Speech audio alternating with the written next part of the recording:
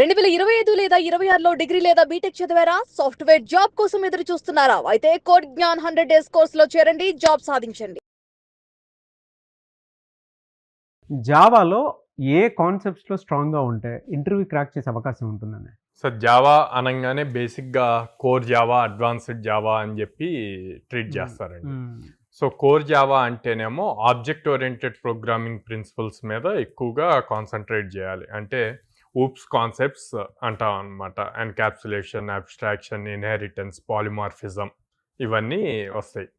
So అవి ఎంత స్ట్రాంగ్గా ఉంటే జావాలో ఇంకా ఇన్డెప్త్ వెళ్తున్న కొద్దీ అంత స్ట్రాంగ్గా ప్రిపేర్ అవ్వగలుగుతారు, అంత మంచి ప్రాజెక్ట్స్ చేయగలుగుతారు అనమాట. ఈ కోర్ అన్నది మీకు జావా వచ్చు అంటే ఈ కోర్ ఎంత స్ట్రాంగ్గా వచ్చు అన్నదే చూస్తారు. కానీ మీకు లేటెస్ట్ ఫ్రేమ్వర్క్స్ ఏవైతే ఉంటాయో హైబర్నేట్, స్ప్రింగ్ బూట్ ఇవి వచ్చా అన్న దానికన్నా వీటి మీద ఎక్కువ క్వశ్చన్స్ అడుగుతారు అనమాట. ఒక్కసారి ఇవన్నీ మీరు స్ట్రాంగ్గా ప్రిపేర్ అయ్యి వాళ్ళు అడిగిన ఆన్సర్స్ కనుక ఇవ్వగలిగితే అప్పుడు ఆటోమేటిక్గా మీరు ఫ్రేమ్వర్క్స్ ఎప్పుడైతే ఫ్రేమ్వర్క్ దగ్గరికి క్వశ్చన్స్ వెళ్ళాయి అంటే మీ ఇంటర్వ్యూ ఆల్మోస్ట్ 75% కన్ఫర్మ్ అయినట్టు. ఫ్రేమ్వర్క్స్ కనుక కాన్ఫిడెంట్గా చెప్పారు అంటే మీకు మంచి ప్యాకేజ్ రావడానికి ఛాన్స్ ఉంటుంది. ఇది 1-to-1 ఫేస్-టు-ఫేస్ ఇంటర్వ్యూ అయితే. అలా కాకుండా టెక్నికల్ ఇంటర్వ్యూస్, ఎగ్జామ్స్ జరుగుతాయి అనమాట. మనకి కోడింగ్ ప్లాట్ఫామ్స్లో కాంపిటేటివ్ కోడింగ్ పెడతారు. అక్కడ కాంపిటేటివ్ కోడింగ్లో ఎక్కడా కూడా మీకు ఈ ఫ్రేమ్వర్క్స్ రిలేటెడ్ రావు. ఫ్రేమ్వర్క్స్ అన్నప్పుడు హైబర్నేట్, స్ప్రింగ్ బూట్ ఇలా వస్తాయి అన్నమాట. వాటి రిలేటెడ్ రావు. అన్ని క్వశ్చన్స్ అన్నీ కూడా ఈ ఊప్స్ కాన్సెప్ట్స్ మీదే వస్తాయి. సో అందుకే మ్యాండేటరీగా ఊప్స్ కాన్సెప్ట్స్ అన్నవి చాలా ఇన్డెప్త్ నేర్చుకోవాలి.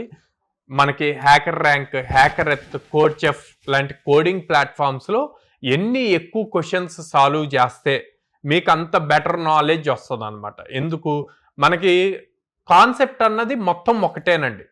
ఆ కాన్సెప్ట్ని ఇంప్లిమెంట్ చేసి లోపల ఉన్న టెస్ట్ కేసెస్ పాస్ అయ్యేట్లు చేయటమే ఇంపార్టెంట్. సో ఆ సింపుల్ గా మనం సింటాక్స్ గుర్తుపెట్టుకొని ఈ సింటాక్స్ ఇంప్లిమెంట్ చేస్తే మనకి సాల్వ్ అయిపోయింది అనుకుంటే రాంగ్ అండి.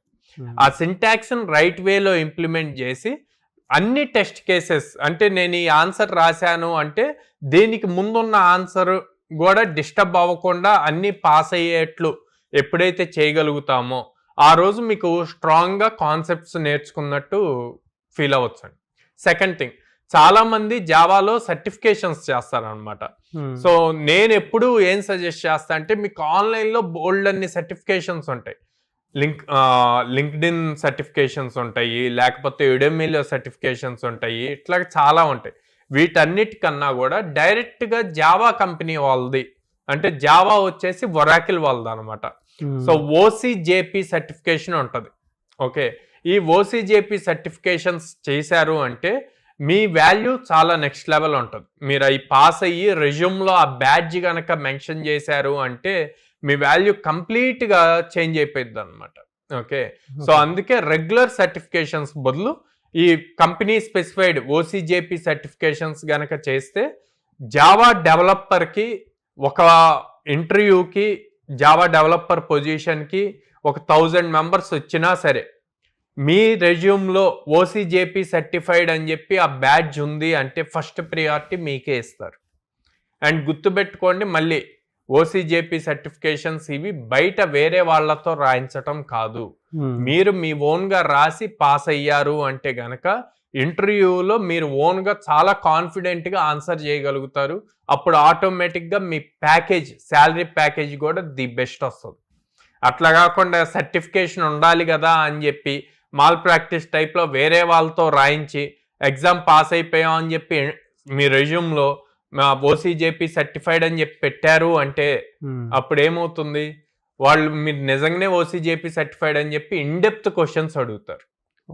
మీ చేతులారా మీరు ఇంటర్వ్యూ పోగొట్టుకున్నారు. సో అందుకే ఎలాంటి మాల్ ప్రాక్టీసెస్ కానీ ఇలాంటివి చేయకుండా జెన్యూన్ గా మీరు రాసి మీరు పాస్ అయ్యారు అంటే ఇంటర్వ్యూలో కాన్ఫిడెన్స్ లెవెల్స్ డిఫరెంట్ గా ఉంటాయి, ఈజీగా జాబ్ క్రాక్ చేయగలుగుతారు. ఆ స్క్రీనింగ్ లో ఏదైతే చూస్తారో దాని మీద క్వశ్చనర్ ఉంటుంది అంతే.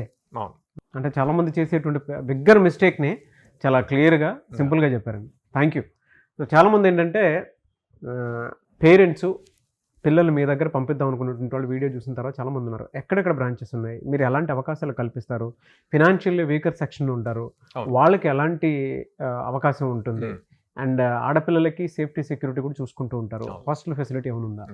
సో మన బ్రాంచెస్ వచ్చేసి విజయవాడ మొగల్రాజపురంలో ఉందండి, హైదరాబాద్ JNTU మెట్రో స్టేషన్ దగ్గర ఉంది, అండ్ వైజాగ్ ద్వారకా నగర్ ఫస్ట్ లైన్లో ఉంది. ఎవరైనా గర్ల్ స్టూడెంట్స్ని అప్పటి వరకు వాళ్ళ ఊర్లోనే పెంచి పెద్ద చేసి ఇప్పుడు ఈ అప్ స్కిల్లింగ్ కోసం బయట సిటీస్కి పంపించాలి అంటే చాలామంది పేరెంట్స్ థింక్ చేస్తారు. సో అలాంటి వాళ్ళ కోసం సెక్యూరిటీ పాయింట్లో అష్యూరెన్స్ ఇస్తూ మనకి విజయవాడ క్యాంపస్లోనే within the campus hostel ఉంది గర్ల్స్కి. అండ్ ఎవరికి ఫీజు బర్డెన్ అవ్వకూడదు, ఎక్కువ మంది ఫార్మింగ్ బ్యాక్గ్రౌండ్ నుంచి వస్తారు కాబట్టి వాళ్ళ కోసం అని చెప్పి 0 డౌన్ పేమెంట్ 0 ఇంట్రెస్ట్ ఫీతో మనం 6 months 8 months 10 months EMI option ఇస్తున్నాం అనమాట. సో ఇప్పటి వరకు మనం దాదాపు 800+ కంపెనీస్తో అసోసియేట్ అయ్యి 4250+ స్టూడెంట్స్ని ప్లేస్ చేసామండి. ఆల్మోస్ట్ ఎవ్రీడే ఒక డ్రైవ్ అన్నది జరుగుతుంది. At the same time everyday ఒకళ్ళు కంపల్సరీగా ప్లేస్ అవుతారు.